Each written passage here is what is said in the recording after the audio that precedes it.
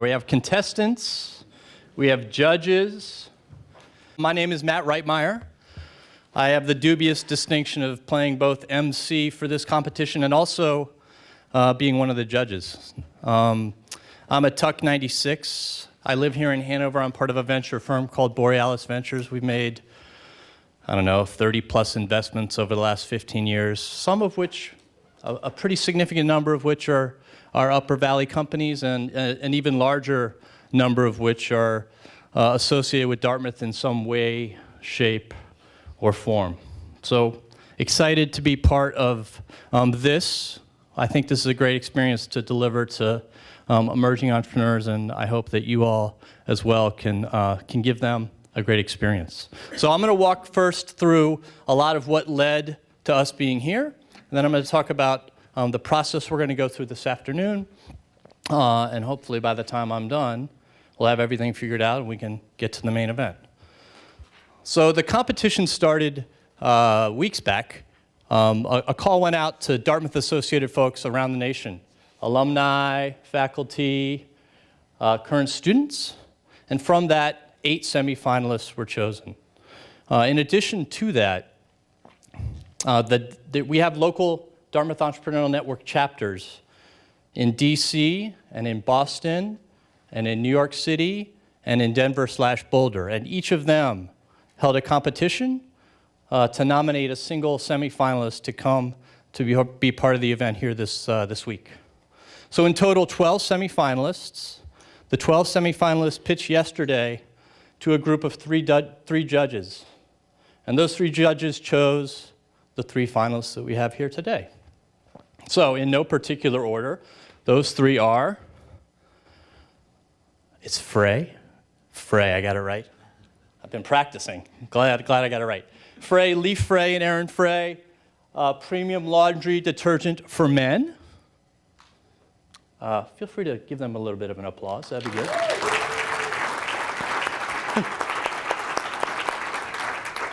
The fellows standing behind me are from Orchard Systems, and Orchard Systems are Ian Bateman and Thomas Cecil, right?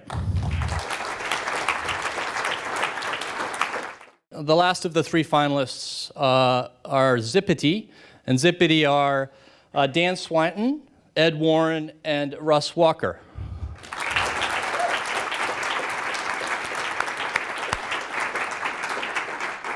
Now, interestingly, those 3 finalists sort of cut from across the Dartmouth spectrum. We have some grad students, we have some folks that are also undergrads, and then we have some alumni-affiliated people. So that's a good sign. Also, I like the fact that we have a tech-enabled service in Zippity. We have a SaaS company in Orchard Systems, and then we have a real product in what Frey offers. So the whole spectrum of goods. The evaluation criteria that I'd like for all of you to keep in mind, and it'll become evident why later on. We're looking for things that make these not just ideas, but ideas that have the potential to turn into, and in many cases they already have, but will turn into real businesses, and businesses that can serve as a platform for growing into significant ones. So what did the judges look at yesterday, and what are we going to be looking at today? A strong team, size and growth of the market, a solid product or service, a business model that's sustainable, not a flash in the pan, but will last for years.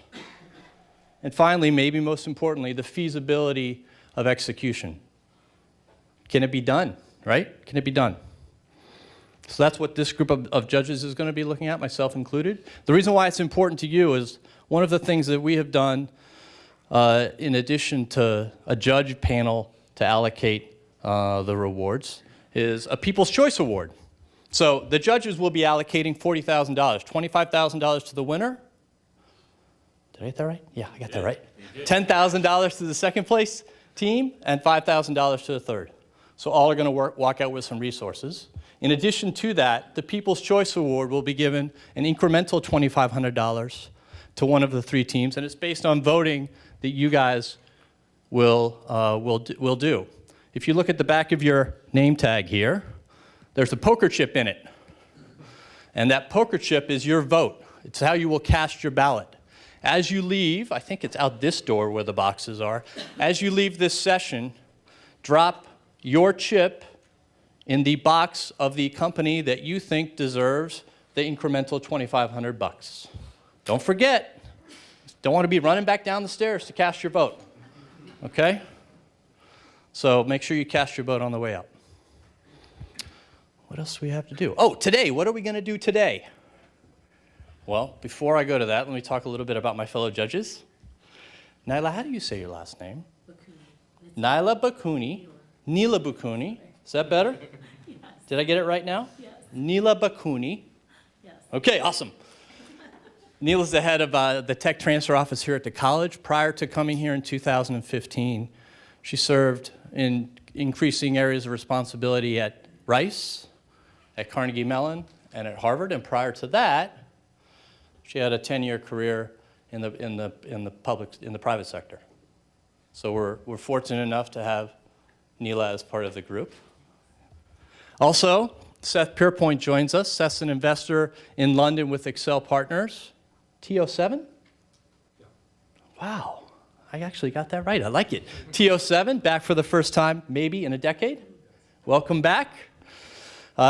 Seth has made mostly consumer investments for Excel in London. Prior to that, he spent some time in San Francisco. So he's well-versed in the emerging economy, both in the United States and in London. So thanks for coming back to be a part of this. So what we'll do today, real quickly, 7 minutes for each team to present their idea. There will then be a 10-minute Q&A session that the judges will have with each of the teams. And then there will also be a question from the audience. So if you feel like there's a question that needs to be asked that the three of us fail to ask, be prepared to ask it, please. That would be a great addition to the service we're providing. And at the end of that, each of the teams, having gone through that 15 minutes plus or minus, we'll wrap up. The judges will confer here. You will vote with your poker chips, and we will announce winners at the event, the social event upstairs, correct? You got it. Okay. Oh, there's a question. Yes, I love it. Any particular criteria we're supposed to use for the People's Choice Award? I've read the criteria that we're using. You can either apply those or one of your own making. Feel free, but thank you for asking. Any other questions? Let's do it.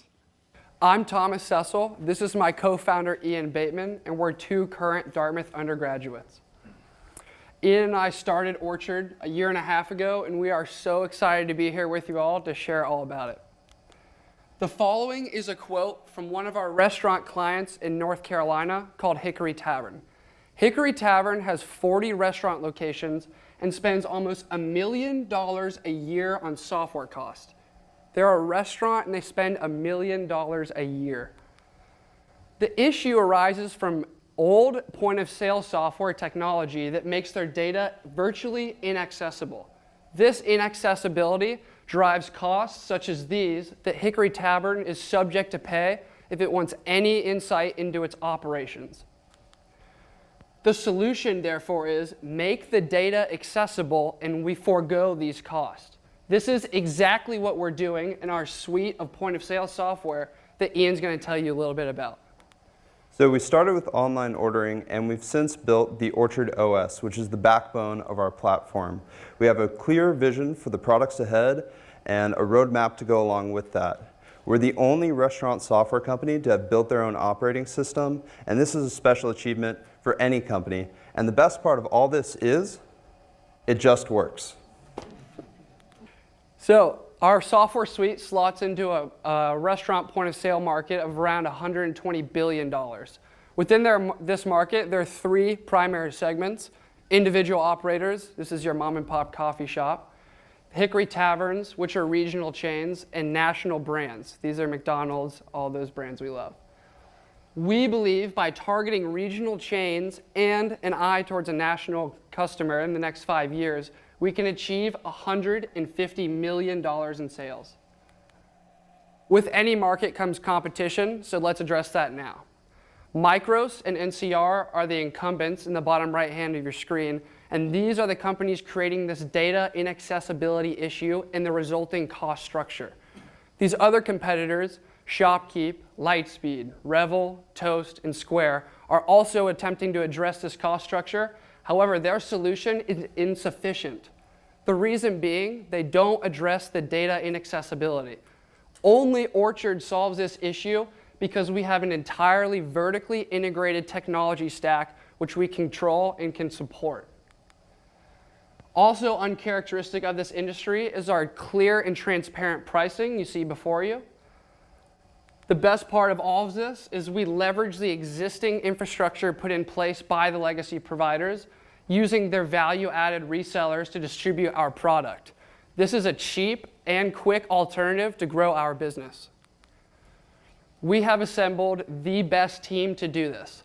Justin Vieira is an ex-NASA software engineer and has spent extensive time at Domino's and Little Caesars building their entire technology stack to automate franchisee operations. Chip Parker is our resident Linux expert who was the first hire and chief architect for ISOhunt.com, which is a top 100 world website at the time that he essentially built from scratch by himself. We have two wonderful advisors, Bill Barnett and Tom Orrick, each of whom have started, scaled, and successfully exited their own startups and now preside on a number of national boards. This slide speaks more to Ian and I's ability to execute upon our vision. In the 9 months since we launched our online ordering website in Hanover, we've served 10,000 customers and generated $237,000 in revenue. Let me repeat that.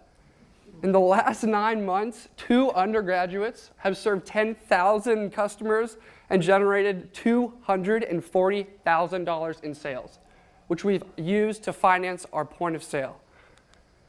This is a graphical representation of that revenue and an extensive financial model pertaining to online ordering. I just don't have time to get into that right now. I want to thank Dan for the wonderful opportunity to compete for $25,000. This would be a huge benefit to Orchard, as it would allow Ian and I to work full-time, which is represented by an entire year's worth of salary. This would essentially allow us to grow our dream past Dartmouth. Finally, I'll leave you with this slide, which is our 3-term projections, and now we're ready to take questions.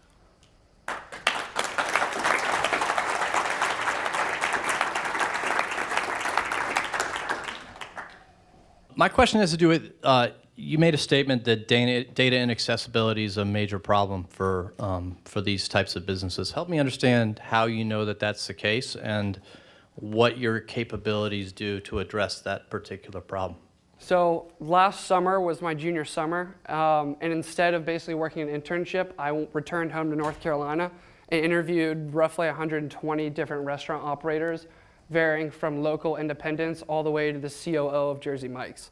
And this is a consistent thread theme that basically everyone's paying a bunch of money to access their data. Also demonstrated in the news by Panera. Panera Bread just spent $130 million building their own point of sale ecosystem, which is worse than ours. So that's pretty good evidence. And Ian, you want to address the data inaccessibility? Yeah, so from a technology perspective, the problem's kind of twofold. So if you look at existing legacy providers like NCR or Micros, and you look at how their data is actually being stored, in most cases it's being stored on a local SQL server, which literally means there's an on-premises server which they have to have IT staff to go pull the data out and then pump it into an Excel spreadsheet and reformat it 6 ways to Sunday to be able to use it. And then if you look at more modern sort of POS competitors, so some of the people that are like headlining like Square or Toast, they have equally large problems because most of them are tablet-based, which creates a number of problems in terms of updatability and accessibility of data, because if you look at someone like Square, who runs primarily on an iPad, you run into issues with updating their software because you're dealing with not very technologically sophisticated customers. So if you need to update the app, that's a big issue for those types of customers. So what you end up with is customers that are running 1.1 when Square themselves is on 3.3. We solved this problem by making our entire fleet remotely updatable and remotely accessible. So what this means is if there's a problem with our software, essentially the restaurant hits a button and we can take over their machine and do everything from reboot it to take over the GUI and show them how to perform different tasks. And like I mentioned before, our entire fleet stays up to date because we've built out a really sophisticated way to push out updates to every single machine that's deployed simultaneously. So our entire fleet stays up to date and everything's accessible. And I'll add to that, the other competitors are playing in other people's software environments. For tablet providers, that's Apple's iOS platform.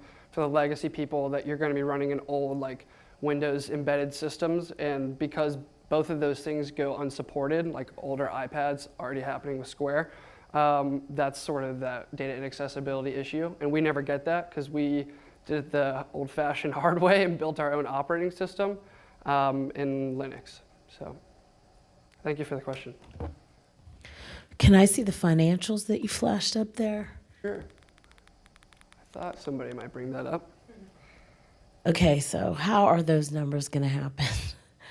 It's quite a huge increment from 2018 to 2019, and I thought I saw your company was like mostly programmers. So how's that going to happen? Sure. So this model doesn't really even take into account like the value-added reselling leverage I was doing. This is actually quite conservative, which sounds hilarious, but Why would you acknowledge that? yeah. So 2017, that's just actually purely Hanover online ordering revenue. Online ordering from now on is actually going to be automated, and we're networking all of our point-of-sale terminals together, so there's no more foot traffic for the sales. So also that's not baked into here, so another reason why it's conservative. As far as 2018, the point-of-sale software should be completed in the next 6 to 8 months, give or take. And I already have these other 5 restaurant chains signed up. So for 2018, each of these contracts is worth at least $1 million, if not more, because they're paying more than that. And our solution's so much better.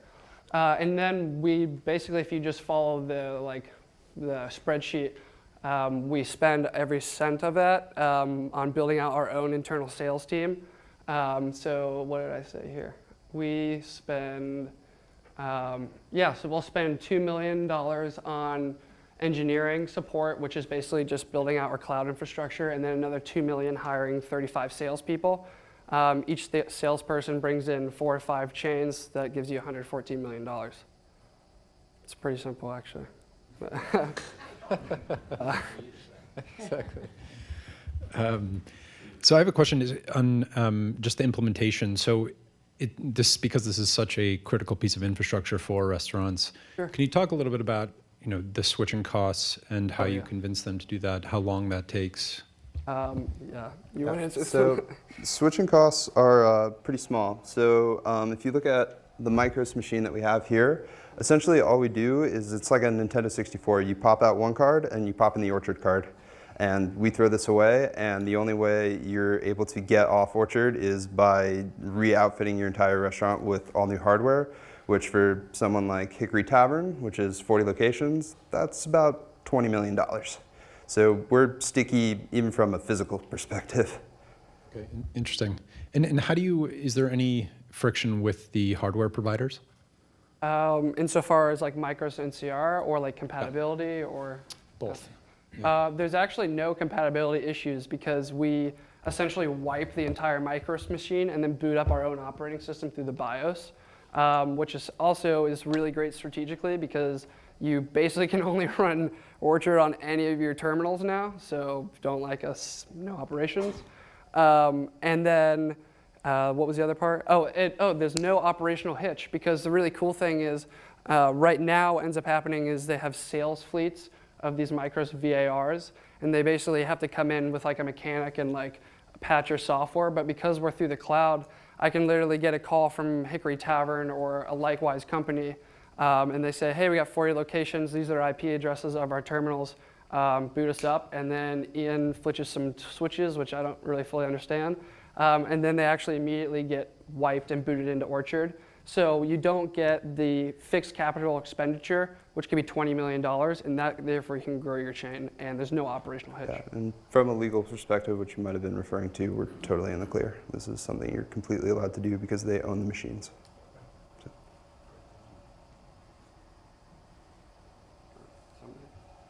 Yep. I'm actually in the industry for a number of years. I'm the director of dining here at Copy Building, as Micros does and everybody else. Yeah. I mean, this cost, this cost, this cost. No, actually, you're going to love that then. So because we built our own operating system, I'm actually somewhat familiar with your operations. I was speaking with David Newlove. Is basically you don't need any more intermediaries restructuring your data, which is where those costs arise from, because we have one supported operating system. So essentially, I buy a hamburger. Hamburger data goes and filters through all of your different integrations, which, by the way, software developers love us because we're open source Linux. So we're not playing on iOS, Apple, or anything. So to answer your question, you don't pay for any of that. It's literally seamless. Like, you know, when I swipe into FOCO, that goes to like labor cost, food cost, whatever else you end up doing. Yeah. So you actually save all that money, which is why we get those big contracts. We, You're able to access all of that information without Yeah. paying the additional fee every time you yes. Literally all of that, and you can choose whatever software program from a third-party reseller you want to use. Yeah, actually, all that data is available to you through our back office analytics software in real time. So through the day, you can watch the orders flow in, see how they come, and then analyze it at the end of the day or in the middle of the day, like whenever you want. It's real time. Which is great for Every chains piece. too, because you can be like, North Carolina doing well, South Carolina not doing well. Why is this? Real time. Yep. Oh. So if you're having new restaurants, what hardware are you going to be using for new restaurants? That's a great question. Basically, so what we were trying to display here is we actually built, essentially wipe our own Surface 4s, which are Microsoft like full-on computers. And what's really cool is like your restaurant like Boloco that might run, I know who you are. I've emailed you before. Now you're going to get back to me.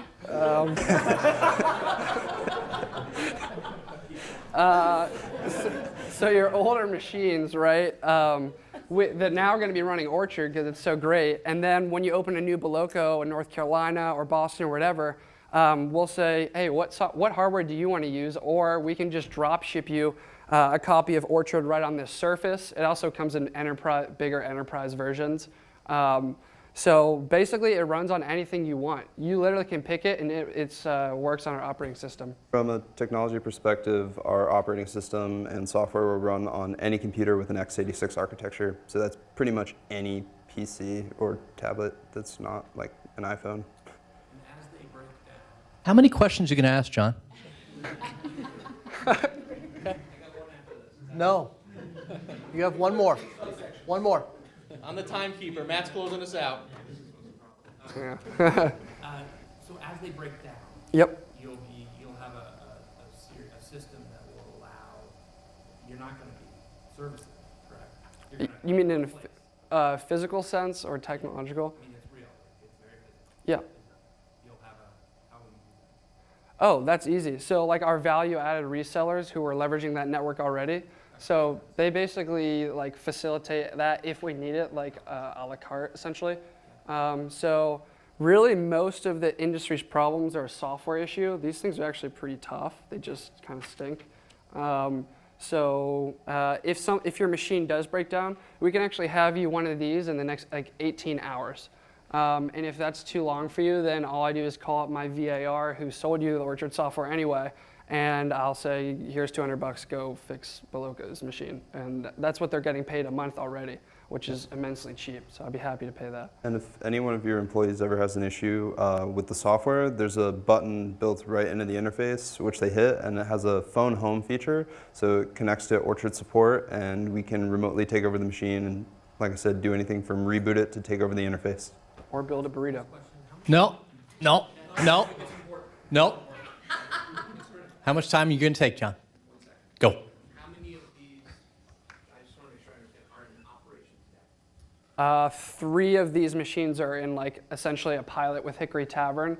We didn't want to, this was the first pilot, so we didn't want to deploy them onto all 180 terminals at one time, because that's a big problem if there is one. And so far, they've worked entirely seamlessly, and they're going to be placing an order. All right. Join me in thanking Ian Thomas from Orchard Systems. Well done, guys.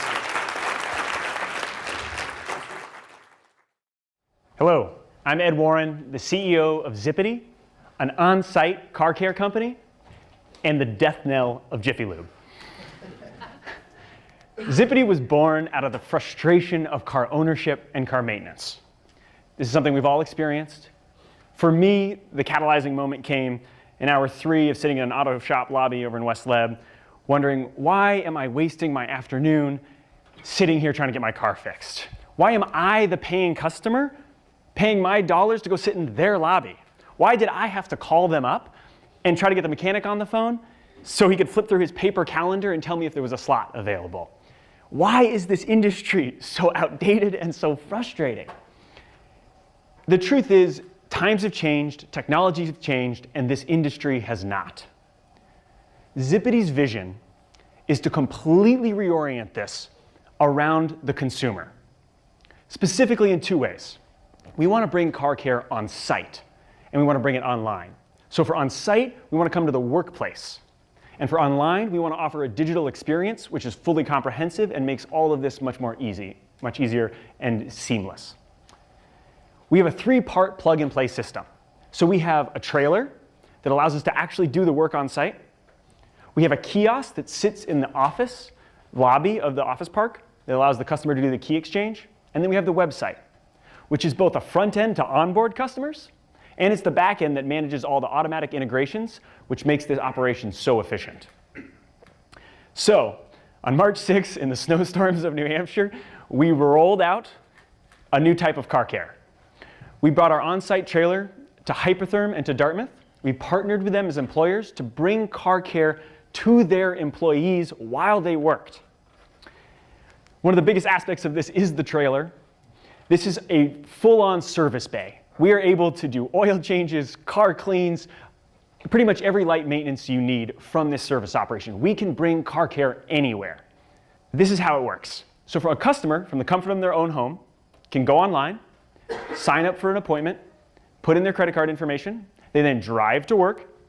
They park in their normal parking spot. They walk into the office lobby. They see our Zippity kiosk. They sign in. They drop off their keys, and they go about their day. Our technicians get an automatic notification from that key drop. They come in, they grab the keys, they go to the car, they pick it up, they bring it back to the trailer, and they do the work.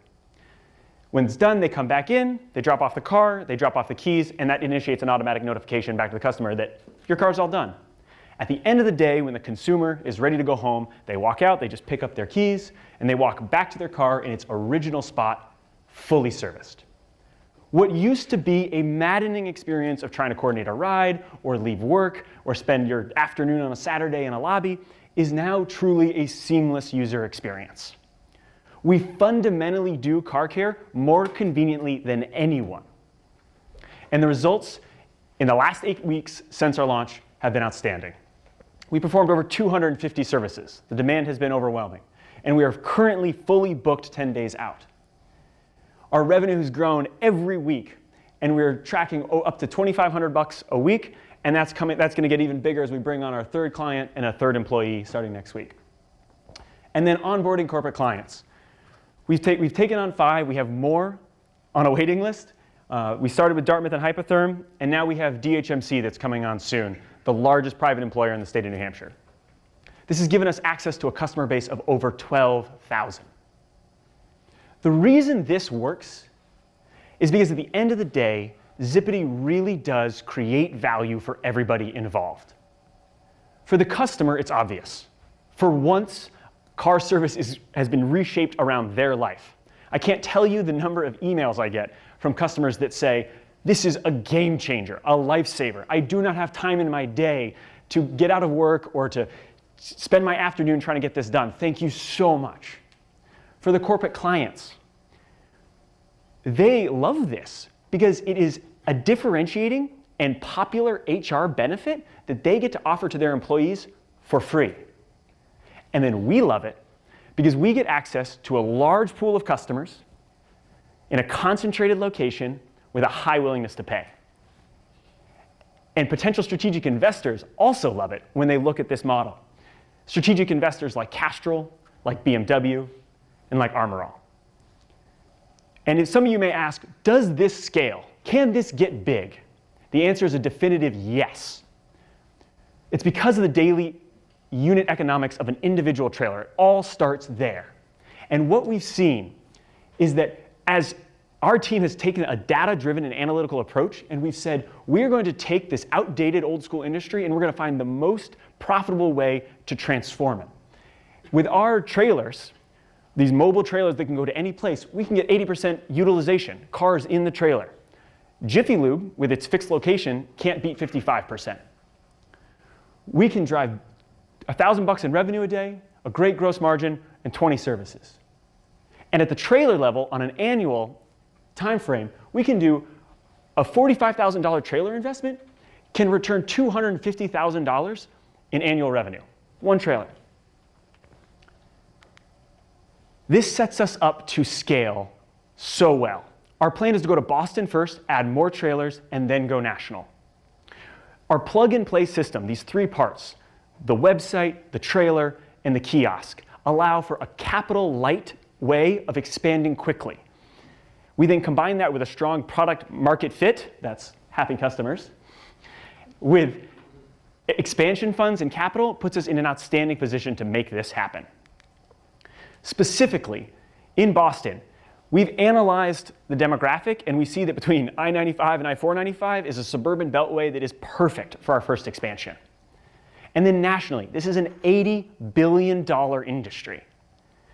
There is huge upside here and huge opportunity to transform an industry. But ultimately, their biggest strength is the team. Between our business strategy experience, our technology experience, and our operations and management experience, we have the balanced experience set to actually transform an outdated industry, to bring it into the 21st century and do it right. At the end of the day, Dan, Russ, and I are doing something enormous. We are taking a pain point that nearly every single American feels, and we've shown that we know how to fix it. It is now time for product expansion and geographic expansion. For that, we need capital. Capital to wrest this industry away from the old school players and reshape it around customers the way it should be. The customers are ready. We are ready. Help us make this happen. Thanks. You guys got a mic?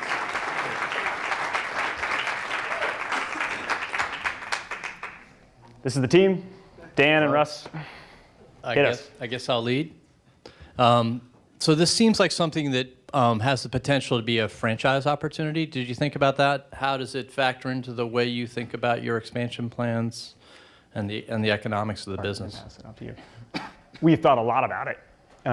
And where we stand right now is we have to build a business that works. We have to show the unit economics, and we have to scale first. There are multiple viable paths. And so, but the first thing before we do either of those is absolutely showing that this business works, not just one trailer in the Hanover, but in Boston generally. Yeah, and as we go down to Boston and keeping the trailer in the Upper Valley, we can demonstrate a trailer in the Upper Valley, a trailer or set of trailers down in Boston.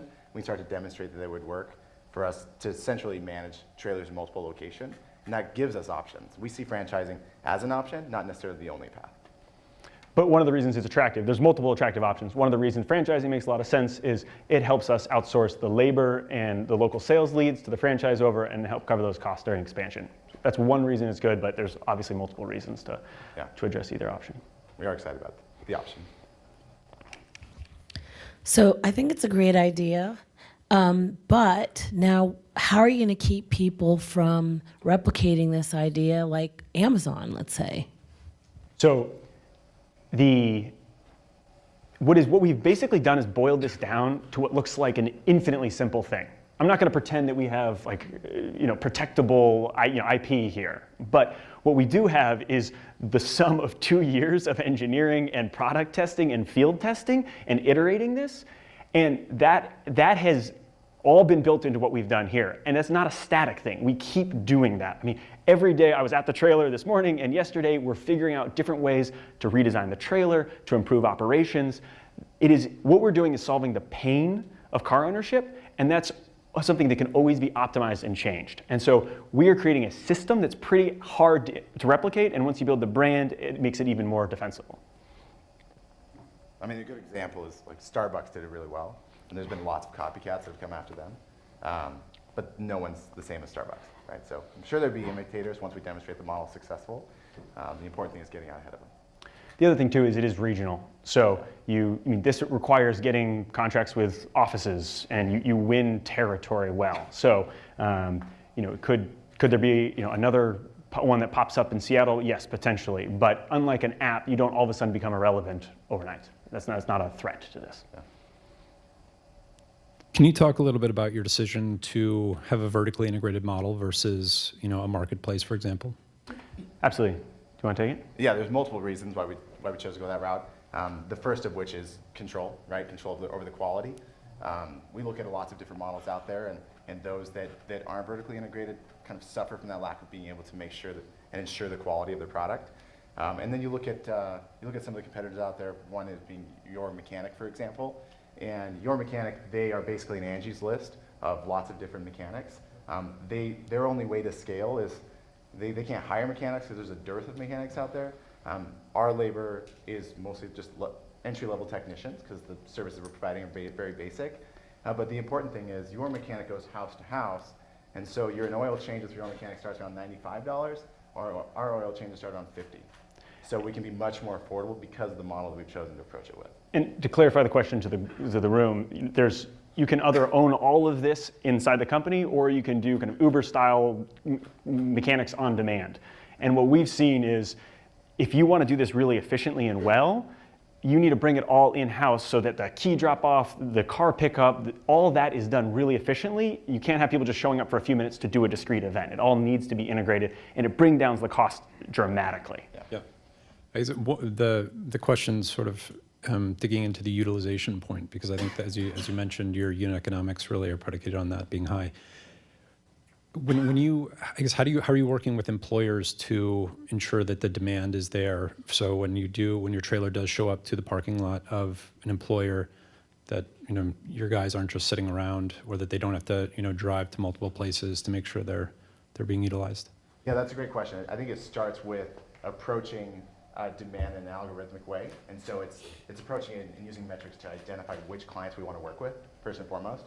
So there's on our list, we've got 100-person companies and 200-person companies that want us to come, but they're not at the top of our list, right? The 1,000, 2,000, 3,000-person companies are at the top of our list, so those are the first place where we go. And then the second is they're the ones that are pushing it out to their employees as a benefit, so we benefit from that brand equity. So all of a sudden, our cost of customer acquisition just drops to next to nothing. So we can bring on customers easily, and before we even show up, we schedule a time 2, 3, 4 weeks in advance as our first service day.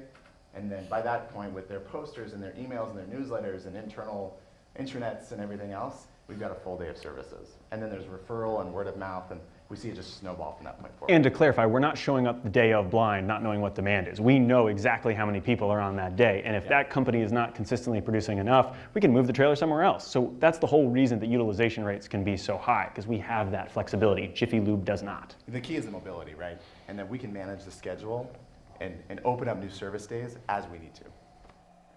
What, if any, competitive response do you expect to see from the entrenched incumbents, and how does that affect the way you think about what you need to do over the next 12 months? So I'll start. Yeah. I think that one of the interesting things, this is not a complete answer, but it is a good starting place, is that VCs know, strategic investors know, they typically don't go for ops-heavy businesses, right? So we have gotten ourselves into a place where there's a different type of competition, right? We've merged that's kind of Silicon Valley tech and innovation with old school service operations. And so the type of players that are interested in, even just slightly interested, is a subset in a smaller group of that. So that doesn't protect us indefinitely or anything, but what that says is, we're going to be looking for people to try to copycat what we're doing but it's going to come not probably, I would not expect it to come from Silicon Valley. They've expressed a strong distaste for anything like this. It's, they want to go, they've produced the two-sided marketplace type solutions. That's what they go for. And I love our position because compared to the incumbents, I mean, could you imagine Jiffy Lube trying to accomplish this, right? Yeah, I think it takes a founding team or a product team that has tech and a business background and just trying to think from a customer, like user experience standpoint. And you're not going to see that from Jiffy Lube. Like they're not going to think, how can I make it so convenient for the customer? It's just never going to come out of there. So from the incumbent standpoint, I don't see a lot of competitive threat.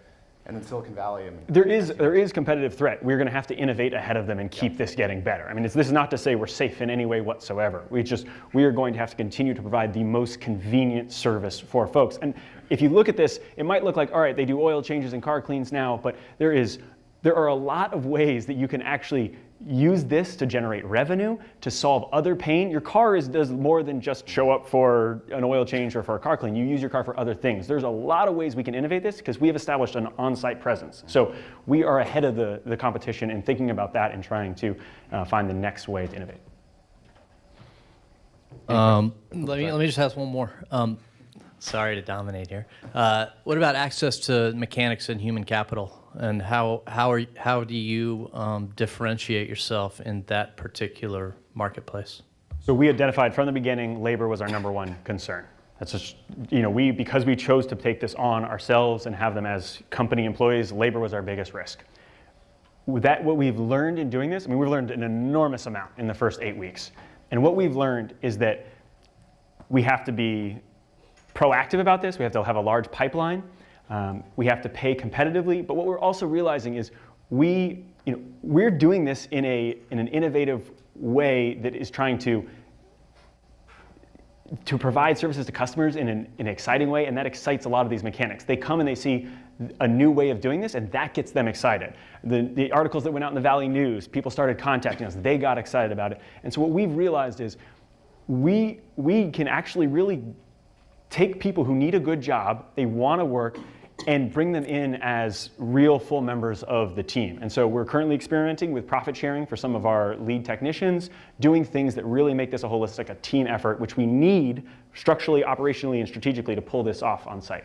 and the other key thing as well is we don't need to find already certified mechanics. We can train up, right? That's the key difference between us and if we were trying to offer transmission changes, that would be a different story, but that's not. We have industry-leading software to walk through every single step. We have advisors on call. There's a lot that makes this much more doable. Question from... Yes? What's your evidence that people, even with the convenience, will pay 40% more than going to Jiffy Lube?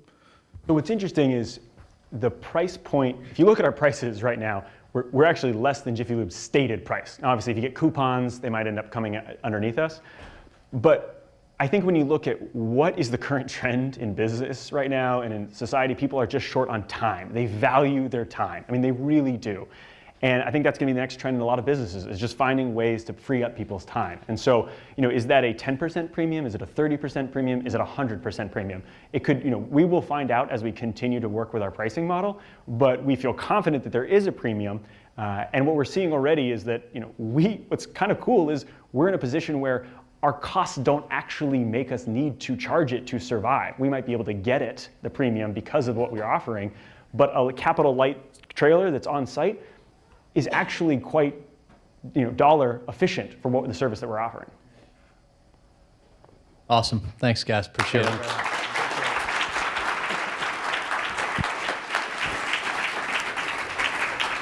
So last but not least, Leaf and Aaron Frey with a product that will help people like me smell better. Hey everyone, my name's Leaf. And my name is Aaron. And we're the founders of Frey. So Frey is a premium line of clothing care products, beginning with laundry detergent, tailored to men and created to help the user look, smell, and feel their best. Frey is reshaping an industry. We are changing an outdated chore into a stylish, modern experience while making a positive impact. Since our launch just 20 months ago, we have seen incredible growth. We've hit over $200,000 in revenue, sold over 10,000 products, and are cash flow positive. We've also seen some fantastic brand recognition. We've been on Good Morning America, in the Wall Street Journal, GQ, and a number of other top publications. And we partnered with companies from Touch of Modern to Paramount Pictures. We are proud to say that our customers love us. We have an over 90% customer satisfaction rating, and 65% of our customers are more excited to do laundry. That's saying something. 75% of our customers are more confident about their personal scent, and over 50% of our customers feel more confident in general. That's a huge statement. Simply by using our products, our customers feel more confident in their day-to-day lives. So society is at the cusp of a massive shift in male consumer behavior, and we're positioning Frey to be at one of the forerunning brands for this. Yeah. The soaps and laundry detergent industry is a $20 billion industry. There are over 50 million men in the US alone between the ages of 18 and 54 who do their own laundry. Considering that the average Frey customer spends over $160 per year on our products, this gives us an addressable market of over $8 billion in the US alone. Perhaps even more exciting than the current size of our potential market, though, is its growth. The menswear industry has outgrown the women's wear industry for the last 5 years and is projected to continue to do so. We see similar explosive growth in the men's grooming and the men's fragrance industries. This is coupled with a 23% increase in the number of men doing laundry just since 2013. Any competition out there targets a completely different demographic and has different value propositions. Frey is not targeting the same mainstream group of customers that other laundry detergent brands or other clothing care brands might target, but rather we are targeting this niche demographic of guys such as the GQ man. Frey is not the type of product that would be found on the shelves at any supermarket nor at any Target, but rather we are more likely to be found on the shelves at a higher end clothing retail store such as J. Crew. So what better accompaniment to a huge growth in menswear than a line of clothing care products? Frey is designed to help the user look, feel, and smell their best. For the man who spends several $100s on clothing, it's an easy purchase decision to buy products that better care for this clothing. This is what Frey is introducing to the market. We started with our scent. It's a proprietary scent inspired by the top men's fragrances and worked in partnership with one of the top fragrance houses in the US. Frey's formulation is designed to be safer for your clothing and safer for the environment. We utilize a more readily biodegradable surfactant and an enzyme blend, so not only are we safer for your clothing and the environment, but we also maintain a great clean. Our concentrated formula and bottle design are created to ease use, as well as to continue to bring the innovation to the marketplace that we are already doing. So far we have 7 products and 2 more scheduled for release by July 1st. But more than just being a line of premium clothing care products, we created Frey to make a positive impact on the world. More than just being environmentally conscious, we donate 10% of all profits to charity. Most of these right now go towards our Wash for Wash program, which is a one-for-one charity program where for each purchase, someone in need is helped. A big part of our mission here at Frey is a push for gender equality as well. By creating laundry products tailored to men, we are helping to break down the outdated stereotypes surrounding gender roles in the household and encourage men to participate in a chore in a way that a gender-neutral brand could not. So as we mentioned, we've already seen success. We are on track to break over $400,000 in total revenue by the end of 2017 and over $1.2 million in total revenue by the end of 2018. Part of the reason we've seen such exponential growth is the fact that we have an incredibly high customer retention rate and are seeing massive success in our subscription service business model. With a high customer retention rate and a low acquisition cost, we are seeing over an 8-to-1 return on our marketing dollars. If that sounds like we found a way to essentially print money, it's because we basically have. Yeah. So, unfortunately, we have hit a number of snags due to the fact that we are operating on a completely bootstrapped budget. For example, we had to kill all marketing efforts recently to devote cash towards an unexpected inventory purchase for a large upcoming PR event. An investment of $5,000 could generate over $120,000 in new revenue. $10,000 could generate over $240,000, and $25,000 could completely change the course of Frey. $25,000 would let us introduce something we've wanted to for a while but haven't had the capital to, and it's truly revolutionary to the market. It's a Frey subscription pod service. So pods would greatly improve our subscription service. It would lower the cost to our customers while increasing our average margins as well as our already exceptional customer retention rates. Generally, it would fundamentally improve our business model, our already fantastic business model, if we might say, and set us on a course not only to see a 600% increase in revenue for 2018, but put us on the path towards hopefully becoming the next Harry's or Dollar Shave Club of the industry. So far, we will continue to, we've used a number of growth strategies and we'll continue to utilize the ones that have been effective, such as Facebook ads and digital advertisements. We'll also continue to partner with individuals such as YouTube reviewers and bloggers, as well as clothing companies and subscription box brands. We're actually speaking to 2 different subscription box brands right now about a potential 100,000 plus samples to be distributed. We are not only making a profit per sample on this, but we are clearly accessing a huge new target of potential customers. We're going to continue to expand our product line. This will diversify brand appeal, drive upsells, as well as increase our average order revenue and margins. So I graduated Dartmouth in 2015. I graduated Georgetown in 2014. And together we have over half a dozen years of research and experience in the e-commerce, marketing, and clothing care industries. We've also worked extremely hard to build a team of experts to support our fulfillment, our manufacturing, and our research and distribution, research and development. Together, they have over 150 plus years combined experience. We may have started in our basement filling products by hand, but we are now capable of manufacturing and shipping hundreds of thousands of units per month.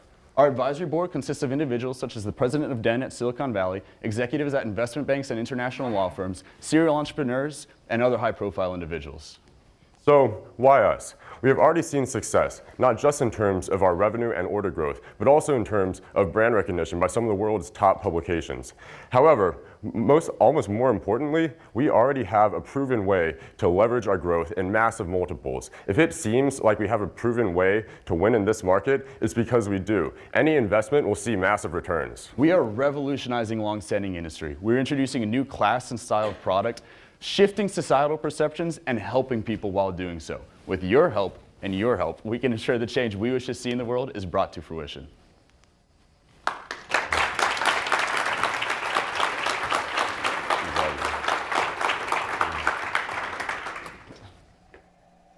First of all, this smells really good. Thank you very much. As a woman. It would have been a pretty bad news if you said otherwise. And my husband does do laundry, but I don't want to smell like this. I'm going to ask you You don't this. have to ask a question. No, That I'm was going to fine. ask You you. can start. It was. I should just stop. So it's a really interesting segment. What are you going to do to prevent barriers to entry for your competition? Great question. So that might come from 2 sides, right? From a smaller business or an individual perspective, and also from a larger brand coming in. From an individual, we actually worked extremely hard, not only on our formulation, but also our scent and our supply chain. It's not something that somebody can just whip up an app and try to accomplish. There's clearly also the branding aspect of this, right? We've already seen some fantastic press. We have a couple more big press events coming up further on in the year. And so clearly you're never going to be able trademark. Yeah. You were a registered trademark as well. Clearly never going to be able to stamp out all copycats, but that's just something we have to deal with. From a larger brand perspective, we're actually pretty excited to say that Unilever reached out recently to kind of just say, hey, we're excited about what you're doing. We think you're in the right space. If we can coach you in any way and maybe part of any future fundraising, like let's keep conversation open, right? And they've made it very clear that the larger brands, this is not something that they normally touch, right? It's a niche enough market that to launch, they can't compete with their normal products, right? Tide is never going to be able to hit our product. So they'd have to launch an entirely new brand, which they could do, but that's a mountain of time and capital and cash that right now, speaking from a big brand, they're not interested. It would be easier for one of those companies to buy us out, which is hopefully why Unilever initiated conversations way down the line. But NDAs in place, like they're not saying anything Yeah. about that at all. But Yeah. it was Yeah. we were excited that they reached out. That was within the last week as well. So we're. Just a question in terms of product roadmap. Fragrance is a very personal thing. Absolutely. Is that on your roadmap in terms of being able to personalize these products? Personalization is an interesting point. In the near future, no, right? We'll clearly launch a few more scent lines, but personalization in terms of tailoring it to an individual customer, even cologne companies haven't touched on really just yet. That is a good idea, though, and we've talked before about having a tiered system for different price ranges, and so for people who want a scent that is truly personalized to them, it would cost more, but it is something that we could definitely do. So in terms of product roadmap, it would be launching more scents and then looking into personalizing scents, which is a really neat idea and something we've talked about. Thank you. And can you also talk a little bit more about the pods and the subscription model? Yes, What absolutely. would the price point be? Again, very excited for this. So basically, the way we're direct to consumer, right? Everything over a pound is pretty expensive to ship. As soon as you get under a pound, your costs drop dramatically. You can't make a detergent that's under a pound unless it's something along the lines of 8 loads. Pods are tiny little things. You can ship 10 of them. They're under a pound. Basically, we would honestly almost copy the Harry's box exactly, right? Where it's a small little box, you open it up, you have your 6 pods for the month or your 8 pods. It allows us to customize it completely. It also decreases our waste in terms of our subscriptions, right? Because the consumer, right now, one of our potential problems with our subscriptions is a consumer buys a bottle, sets it for every 2 months. With a bottle, unless you're using the exact same amount every week, most of the time you have a little bit extra or a little bit under, right? With pods, they know exactly how to do it. It lets us cut our costs because we can tailor it exactly. They cut their costs, so we kick it back to the consumers so we can open up our demographic even more. And we've also talked about instituting a text message ordering system. We have a sort of, little version of one currently available, but that would be a way to completely tailor when you receive your subscription. Again, just trying to bring that innovation to the industry. Yeah. So a couple questions about the challenges of scale. First, what gives you the confidence that you can deal with the supply chain / manufacturing issues that are inherent in getting larger? And then the second, related to that, is working capital and the needs that come from manufacturing at scale, and how you deal with those. So the great thing is that we don't do this ourselves in-house anymore or anything like that. At some point in time, we may come back in-house, but that's further down the line. Right now, we have these large companies, these companies that are capable of manufacturing, hundreds of thousands of gallons of our products per month, or, millions of bottles per month. They can label millions of bottles per month. These are large companies. And so for them, if we say, okay, we need 50,000 gallons of products, 50,000 bottles, whatever that is, that's easy for them. That's small for them. And so it'd be very, very, very easy for us to grow up into ordering hundreds of thousands of orders per month. We're basically capable of doing that right now. So as to the capital, well, 1, that's why we're here. 2, the amazing thing about having been bootstrapped from the beginning is we are extraordinarily lean, right? Where we are cash flow positive, and it just means that the way our system works is that we can basically, if we come to a point where we are extraordinarily strapped for capital, the way that we have a recurring order, we can bring our accounts receivable to a bank, and we've already done this and spoken to banks, and say, hey, look, we have this many orders already spoken for the next 3 months. Can we get a loan on this? But again, because we're so lean, our minimum order quantities are under 1,000 units, and clearly as we scale up, our costs will decrease, but at this point, we don't need to worry about having a massive influx of capital in order to stay afloat. Right now, we have $60,000 worth of subscriptions scheduled for the next 12 months, and that has doubled within about the last several months. And it's growing faster, and pods would hopefully push more people towards the subscriptions as well. You mentioned our customer retention. Any questions from the audience that would like to be asked? Yeah. The number. Yeah. You didn't? No, we didn't. You'll have to forgive me. My background is in drug development, so I'm always looking over my shoulder for that regulatory oversight. Absolutely. And I was wondering what regulatory oversight, if any, applies to your product development and distribution. Very, very, very little. So the main concern would be from the fragrance perspective. At a certain percentage of fragrance, you do have to worry about regulatory oversight. We are many multiples off from that, and most products are. In terms of other regulations, FDA doesn't get involved in any of this. Again, Unilever's been nice enough to be like, hey, if you guys run into legal trouble, give us your labels, we'll figure out if everything's all right. But yeah, generally, again, another benefit of working with these large companies is that they already have experience with these types of products, at least a lot of them do. And so they are able to help us ensure that we're on the right path. Not nearly as complex as the industry you're in. Yeah. Oh, there's one more question in the back. No, please. No, don't ask it. You might have to scream it out. With all of your marketing efforts, what have you found to be the most appealing? The wash for wash, the fragrance, what is it that's part of your value proposition that you think brings people back? Yeah. You and me?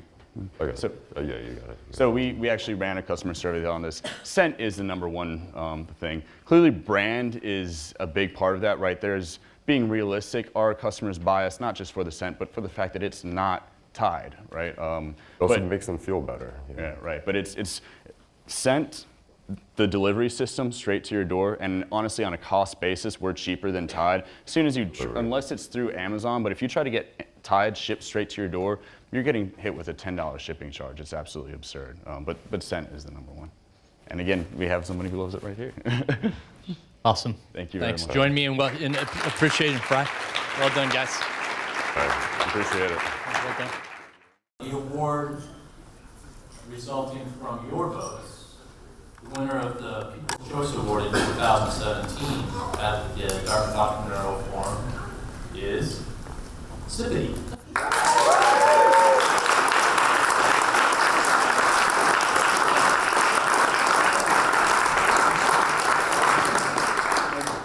Thank you, everybody. Yeah, thanks a lot. It's not really anything until there's a big check involved. So, And we'll do some photos after, so yeah. maybe we'll put this one down. Awesome. Thank you very much. I'll take your money away. See how quickly that happened? Hey, Ed, no beers next time you come up here, okay? The winner of the third prize is Fred.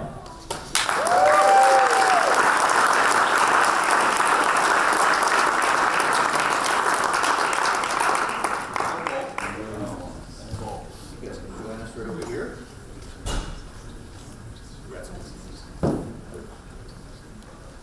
The second prize winner is again Zippity.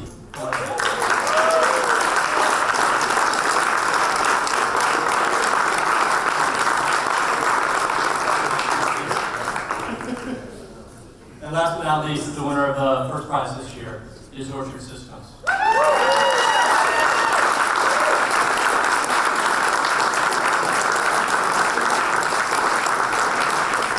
So why don't we do a group photo with the judges? Hey, I expect a Wimbledon like, Yeah. above the head. Serve it up. It's for cereal. So let's do a group photo, then we'll do individual photos.